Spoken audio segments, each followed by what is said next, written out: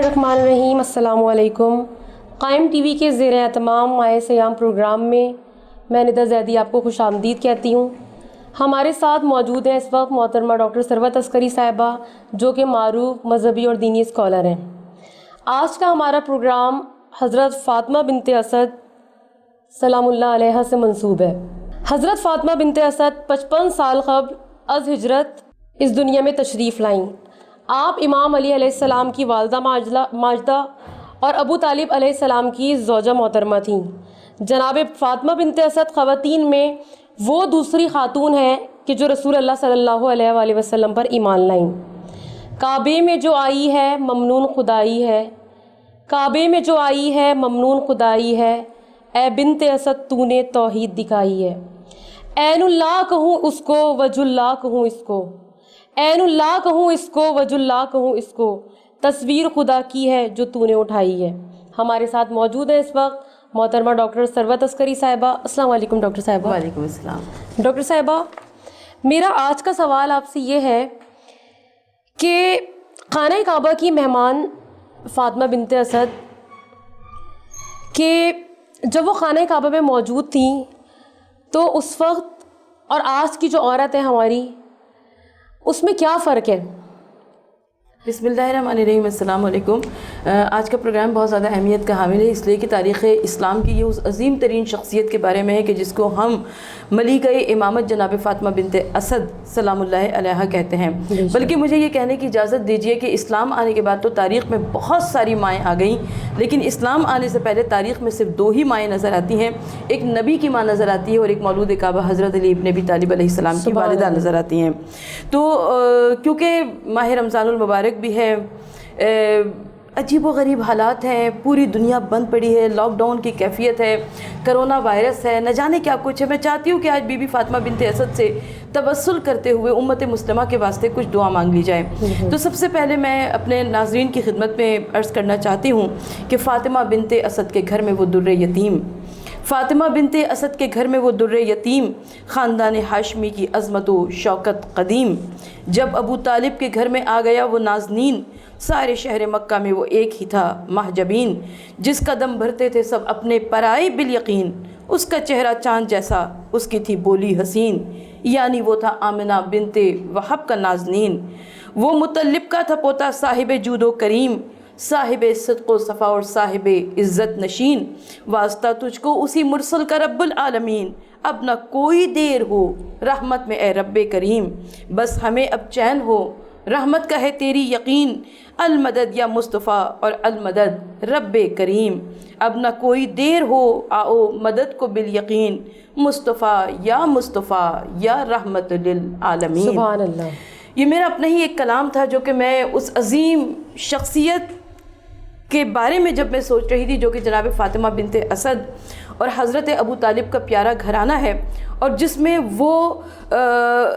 مہر نبوت پروان چڑھ رہا ہے کہ جس کے بارے میں ہم بجا طور سے کہہ سکتے ہیں کہ عرب کے تمام کافروں کو تمام کافروں نے پالا، لیکن اللہ کے آخری نبی محمد مصطفیٰ صلی اللہ علیہ وآلہ وسلم کو ان 2 شخصیات نے پالا۔ ایک حضرت ابو طالب جو کہ سقائے حرم ہیں، حضرت ابو طالب جو کہ متولی کعبہ ہیں، حضرت ابو طالب جو مالک زمزم ہیں، حضرت ابو طالب جو کہ پاسبان نبوت ہیں، جو محافظ نبوت ہیں، اور ان کے ساتھ بی بی فاطمہ بنت اسد کہ جنہوں نے اپنے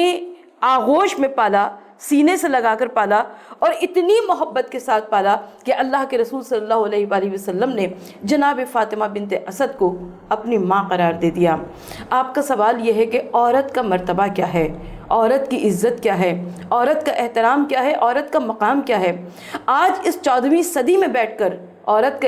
کی عزت، مرتبے اور مقام پر بات کرنا بہت آسان ہے، لیکن جب ہم اس وقت جاتے ہیں جو کہ زمانہ قبل از اسلام ہے، اور جبکہ ہمیں وہ عورت کا مرتبہ اور مقام نظر نہیں آتا، اس لیے کہ تاریخ عرب گواہ ہے کہ بیٹی کو پیدا ہوتے ہی زندہ دفن کر دیا جاتا تھا، عرب کے معاشرے میں عورت کو باپ کے واسطے باعث ننگوار سمجھا جاتا تھا، شرمندگی اور حقارت کا باعث سمجھا جاتا تھا،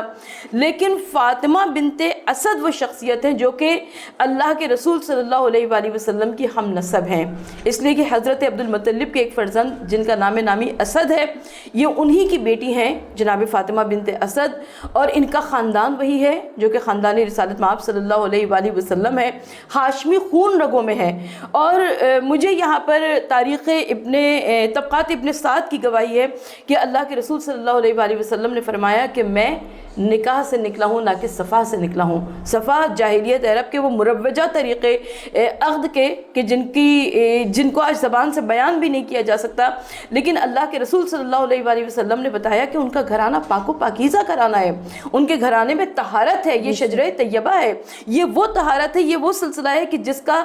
سلسلہ نسب جا کر حضرت اسماعیل علیہ السلام اور حضرت ابراہیم علیہ السلام اللہ کے مقدس انبیاء سے ملتا ہے۔ تو اس مقدس گھرانے کی چشم و چراغ حضرت فاطمہ بنت اسد ہیں۔ یہ گھرانہ پاک و پاکیزہ ہے، یہ شجرہ طیبہ ہے، اس گھرانے کی تمام عورتیں ویسے ہی طہارت کی منزلوں پر ہیں جیسے کہ ہمیں نظر آتا ہے کہ خاندان رسالت مآب صلی اللہ علیہ وآلہ وسلم کا جو طور طریقہ ہے۔ بہرحال حضرت ابو طالب کی زوجہ بنی جناب فاطمہ بنت اسد۔ اچھا، خاندان قریش کا یہ طریقہ تھا کہ یہ اپنی بیٹیاں اپنوں میں دیا کرتے تھے، اپنی بیٹیاں اپنوں میں بیاہ کرتے تھے، باہر یہ بیٹیاں نہیں دیا کرتے تھے۔ اور قرآن کا بھی یہ دعویٰ موجود ہے کہ بعض کو بعض پر فضیلت اور فوقیت دی گئی ہے، نیک مردوں کے لیے نیک عورتیں ہیں اور برے مردوں کے لیے بری عورتیں ہیں۔ لہٰذا اگر اس گھرانے کی خواتین اتنی پاک و پاکیزہ تھیں تو ان کے لیے ایک مرد بھی ویسے ہی چاہیے تھے جو کہ صدق و صفا کی اعلیٰ و عرفہ ترین منزل پر ہوں، اعلیٰ و عرفہ ترین پیکر ہوں۔ بہرحال جناب فاطمہ بنت اسد کا بڑا مرتبہ ہمیں تاریخ میں ملتا ہے، اس لیے کہ جب ہم عورت کی بات کرتے ہیں تو آپ عورت کی جو بے مثال خصوصیات پروردگار عالم نے بیان فرمائی، اللہ کے رسول صلی اللہ علیہ وآلہ وسلم نے بیان فرمائی،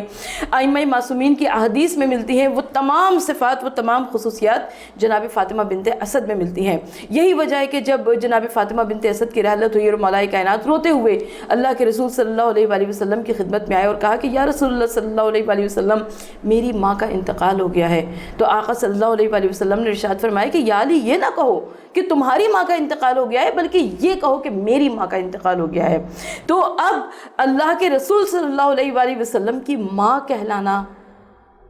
پرورش اور تربیت کرنا، یہ کوئی معمولی منصب نہیں تھا، یہ اللہ تعالیٰ کی طرف سے عطا کیا گیا تھا جناب فاطمہ بنت اسد کو۔ جناب فاطمہ بنت اسد کی حیات زندگانی پر ابھی ہم اس پروگرام میں تفصیل سے بات کریں گے، لیکن آخر کی ایک بات ہے جو کہ میں ابتدا میں عرض کر دوں کہ یہ وہی منزل تھی جب فاطمہ بنت اسد کی رحلت ہوئی تو اللہ کے رسول صلی اللہ علیہ وآلہ وسلم جب فاطمہ بنت اسد یعنی اپنی چچی کے جنازے پہ گئے تو آپ نے 3 ایسے کام کیے جو کہ اس سے پہلے لوگوں نے نہیں دیکھے تھے۔ یعنی جب وہ پہنچے جناب حضرت ابو طالب کے گھر پر تو آپ نے اپنا پیرہن اتارا اور عورتوں کو دے دیا کہ اسے جب میری چچی کو کفن پہنایا جائے تو اس کے اوپر یہ پیرہن پہنا دیا جائے۔ اس کے بعد جناب رسول اللہ صلی اللہ علیہ وآلہ وسلم نے جب جناب فاطمہ بنت اسد کو قبر میں اتارا جانے لگا تو سب پہلے اتارنے سے پہلے خود قبر کے اندر لیٹ گئے۔ اور تیسرا عجب کام جو لوگوں نے بڑی حیرت سے دیکھا وہ یہ کیا کہ جب فاطمہ بنت اسد کی قبر مبارک بند ہو گئی تو اللہ کے رسول صلی اللہ علیہ وآلہ وسلم قبر مبارک پر بیٹھ گئے اور آپ نے قبر مبارک پر ہاتھ رکھا، جو آج بھی ہمارے ہاں روایت موجود ہے کہ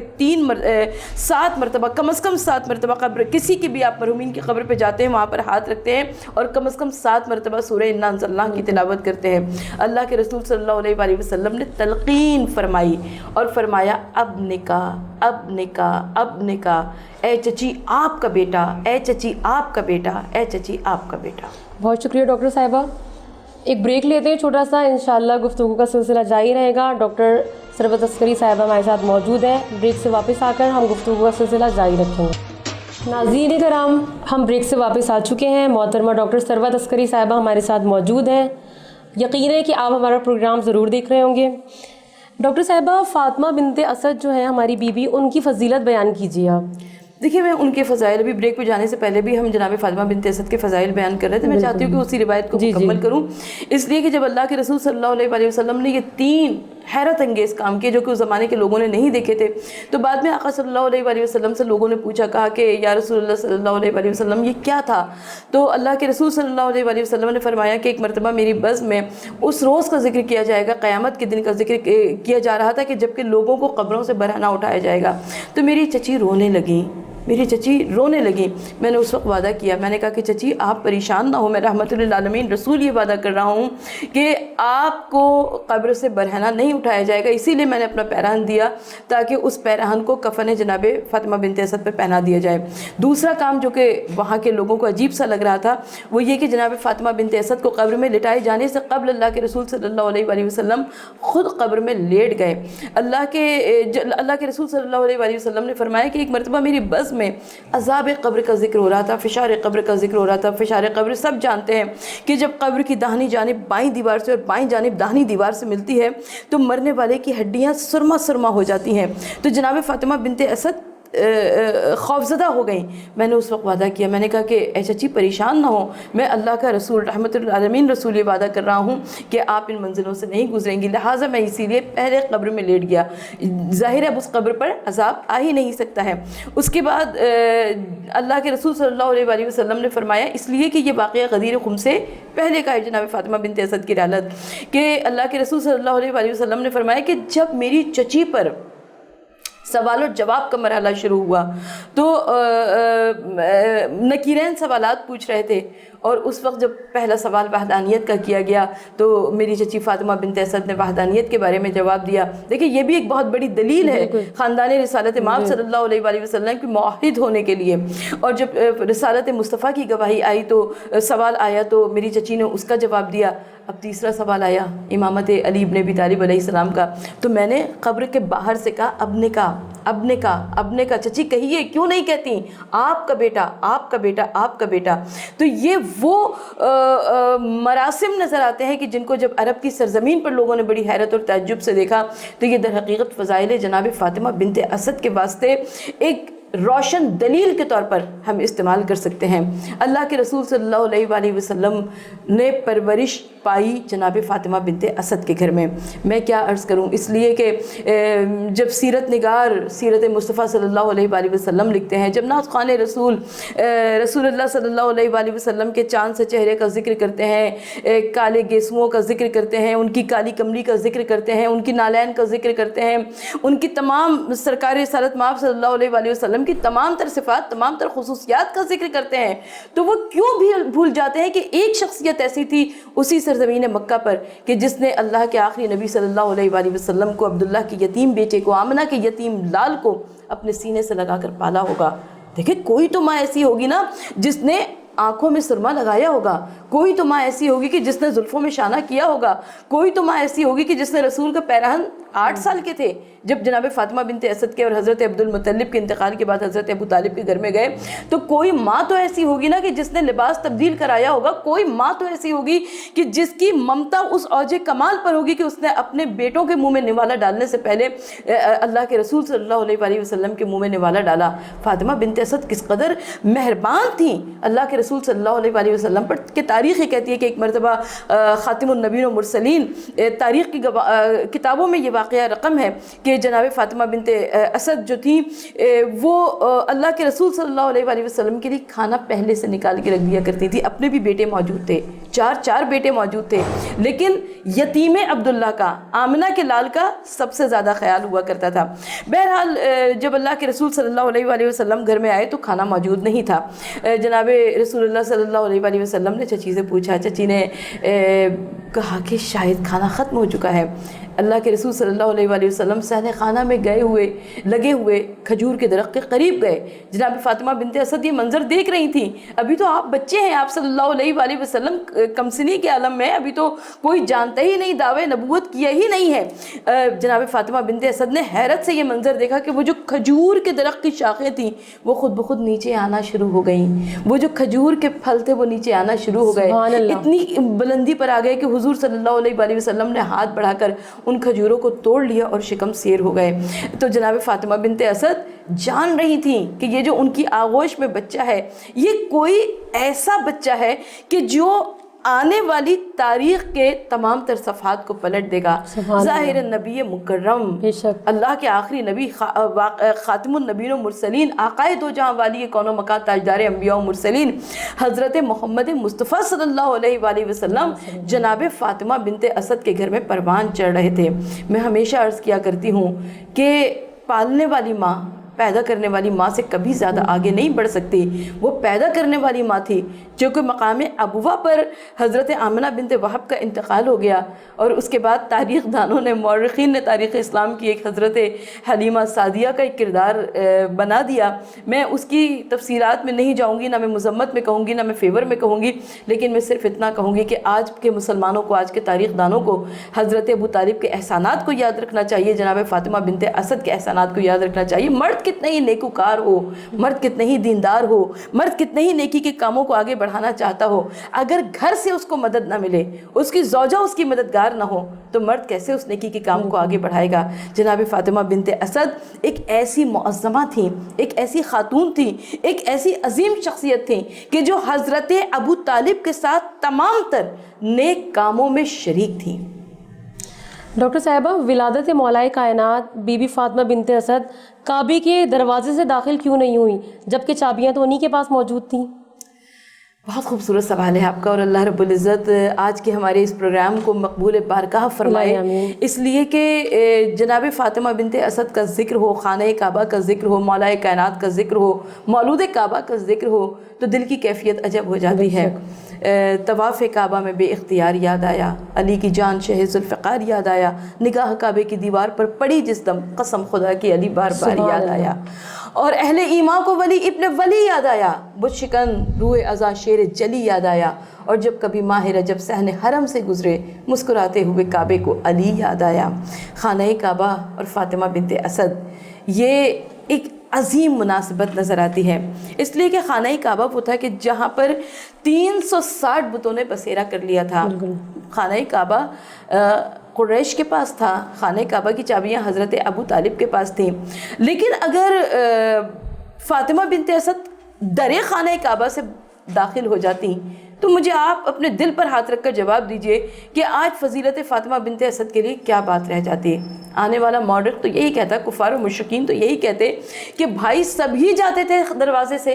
اگر بنت اسد بھی چلی گئی تو کون سی بڑی بات ہو گئی. 360 بت سجے ہوئے تھے خانہ کعبہ کے اندر، اگر ایک بنت اسد بھی چلی گئی اور ان کا سجا خانہ بن گیا تو کون سی بڑی بات ہو گئی. لیکن اللہ تعالیٰ نے یہ عز و شرف عطا کیا، یہ کمالات عطا کیے کہ فاطمہ بنت اسد پر جب وقت ولادت نزدیک آیا، تاریخ یہ کہتی ہے کہ فاطمہ بنت اسد اللہ کے گھر خانہ کعبہ کے قریب آئیں. یہ توحید کی اعلیٰ ترین منزلیں ہیں،